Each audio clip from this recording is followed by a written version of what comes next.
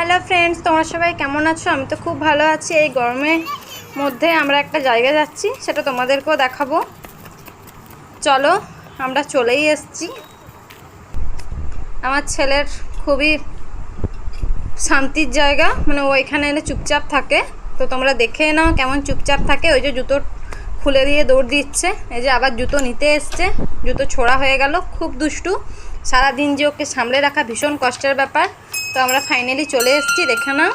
আমি প্রথমে এসেছি বাবা ভোলানাথের কাছে, সেখানে আমি প্রণাম করলাম। সেই দুষ্টুর আমার ছেলে, তো তার হঠাৎ করে মনে পড়েছে নন্দীর পিঠে চাপবো। যখনই আসে তখনই নন্দীর পিঠে চেপে যায়।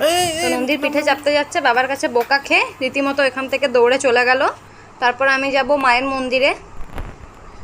তো এখানের মা নাকি খুব জাগ্রত, আজ অবধি নাকি যে যা চেয়েছে তাই পেয়েছে। তো আমিও চেয়েছি মায়ের কাছ থেকে, সেটা আর বললাম না তোমাদেরকে কি চেয়েছি। তো তোমরা দেখে নাও যে কোথায় এসছি। আমরা এসছি দেবী চৌধুরানী ভবানী পাঠক ভারত মাতার আশ্রম, সেটা হচ্ছে দুর্গাপুর সিটি সেন্টারে। তো আমরা এখানে প্রায় আসি, যখনই বিকেলবেলায় বেরোতে বেরোয়, ওকে পার্কে নিয়ে যায় আমার ছেলেকে, তখনই আমরা ওখানে আসি, যে প্রণাম করে তারপরে বাড়ি যাই। তো এখানে পাশেই আছে হনুমানজির মন্দির আছে, গণেশের মন্দির আছে। তো আমরা প্রায় যখন আসি আমরা পুরো মন্দির ঘুরে তারপর ওখানে একটু বসে তারপর ওখানে জল খেয়ে তারপর বাড়ি আসি।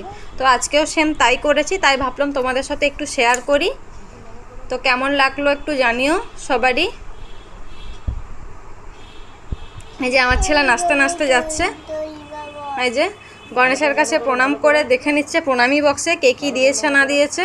তো এখানে কেউ কিছু বলে না ওকে, কারণ ও প্রায় যায়। তো কেমন লাগলো প্লিজ বলো।